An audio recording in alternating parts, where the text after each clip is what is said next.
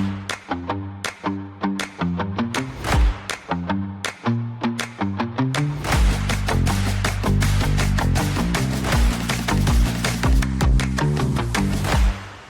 everyone, I'm Sophie Milburn, editor of the MSP Channel Insights portfolio, and I'm joined today by Aaron from usecure. So would you be able to start by telling us a little bit about yourself, your journey into cybersecurity, and what kind of led you to where you are at usecure today?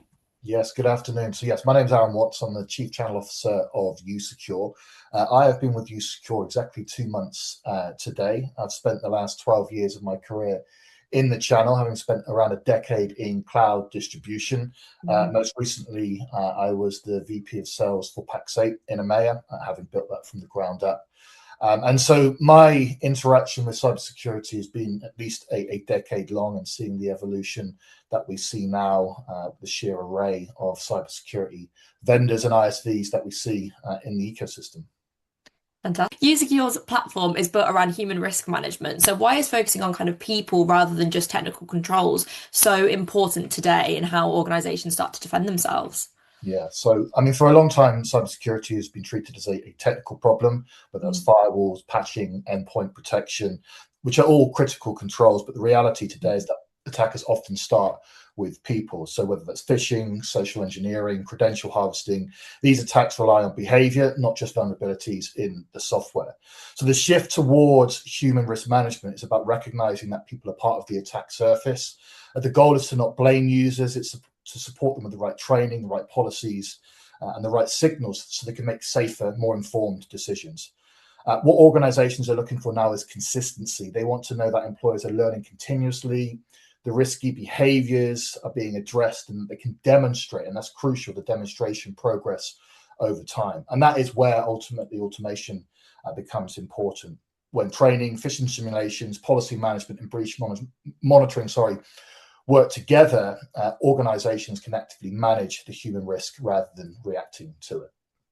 Fantastic. And I like that you mentioned there about that there's no blame, because as humans, we are going to make mistakes and these things are going to happen. So yeah, it's important. But those things that you mentioned there as well with, security awareness, phishing resilience, policy management, and breach monitoring, what are kind of the biggest opportunities and challenges for service providers trying to help clients strengthen their security posture with all of those things combined?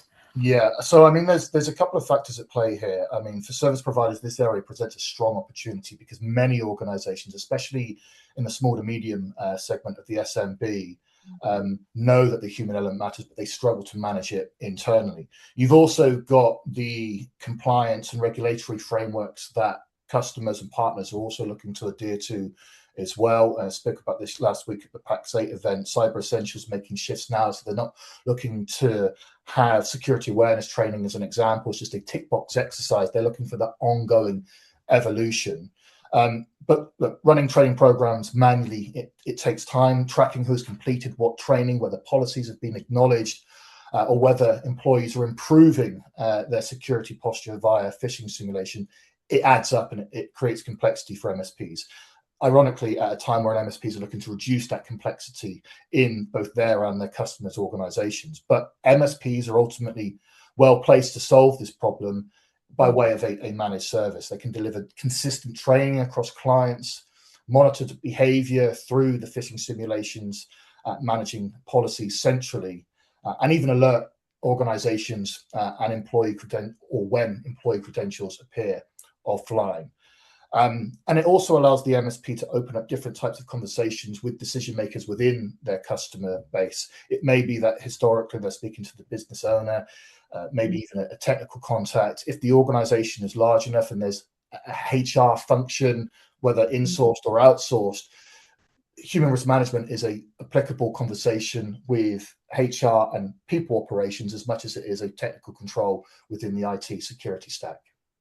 Yeah, fantastic. And how do you kind of go about balancing that human-centric approach with trying to still scale and still implementing that, the automation that you spoke about? How do you kind of strike that balance, I guess? Yeah, and I think the key is obviously balance in that statement. I mean, automation is essential if you want human risk management to work at scale for MSPs, and if you want to be able to reduce the complexity and those barriers to entry. An MSP doesn't want to work with a solution that is going to increase complexity. Ultimately, they want something that is going to work seamlessly alongside their existing tech stack. usecure looks to strike that balance through hyper-personalization. It is user and role-based training. The MSP can determine the level of granularity in which they manage or co-manage those environments. Automation shouldn't mean just generic content or one size fits all, and that's a lot of what shaped our product roadmap, is that feedback either from existing partners or customers, or indeed what we see in the market, moving away from generic non-engaging content, looking to find that, like I said, hyper-personalization opportunity.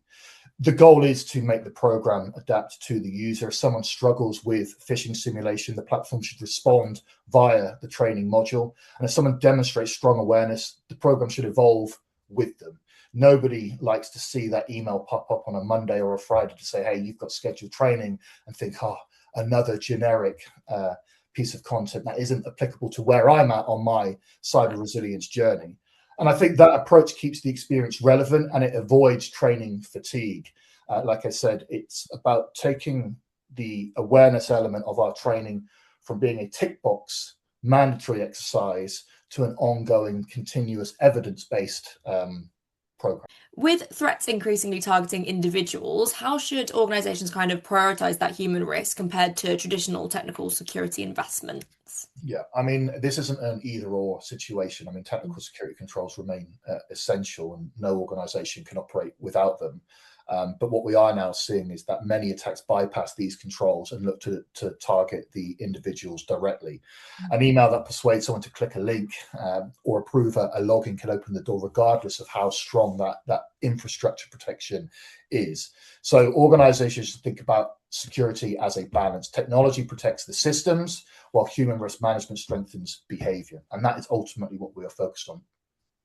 Changing and driving improved behaviors within the workplace. So when both layers work together, organizations can reduce their exposure to the types of attacks that we see most frequently today. Yeah, and we've got that kind of the new Cyber Essentials coming in next month, or this month is April, yeah, no, next month. So how do you see kind of human risk management aligning with that, and how that's going to kind of evolve things and change things? Yeah, and I think this is part of the challenge that a lot of MSPs and their customers have as well, is maintaining an understanding of that ever evolving compliance landscape. There are dozens of frameworks and regulations that any one given customer can be susceptible towards, and it increases when you move into some of the more heavily regulated industries as well. And even if we take Cyber Essentials as an example, you spoke about kind of the changes in some of their approach.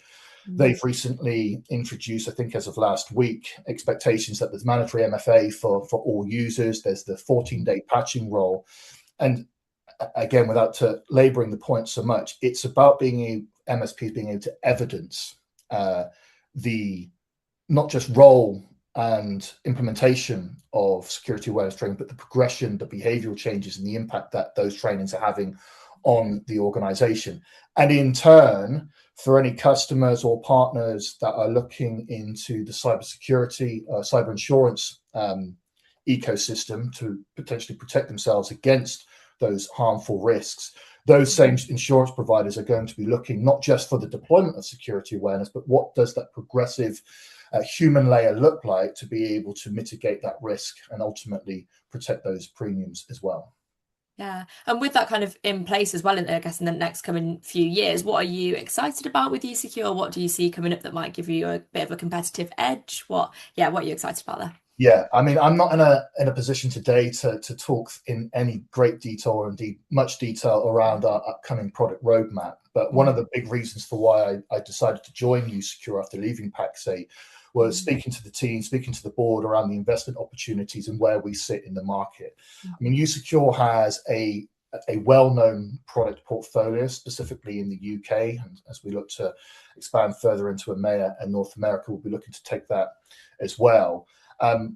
Automation continues to be a paramount investment for us. Continued hyper-personalization as well. Thinking about how we can create richer depositories of data for MSPs and their customers to understand how they are improving, what they are doing, where those potential weak spots look like. What partnership opportunities are there for usecure with other third-party security vendors? Again, it's the whole better together story. How do we create a best-in-class technology stacks that delivers the outcomes for the MSP and the customer? I think it would be remiss for me to give this type of interview without talking to the role that AI plays. We are going to, if not already seeing, an explosion of various AI tools within the workplace. I would argue that at this stage, there's a lot of shadow IT with individuals across the organization wanting to install this browser plugin, that tool, whatever it may be. Do the SMBs have those policies in place? Does our training simulations reflect the AI landscape, especially as we see more sophisticated attacks being derived from the use of AI tools? And if we also think about how the barriers to entry for kind of cyber criminals to target users becomes lowered through the proliferation of AI tools, we have to respond to that. So I'd expect to see not just the deployment of AI in our solutions, but how can we speak to the role that AI plays in any given organization, both in terms of that user awareness training, but also the policy piece as well. Amazing. Well, I'll definitely be keeping an eye, and that's all my questions. So thank you so much. Awesome. Thank you.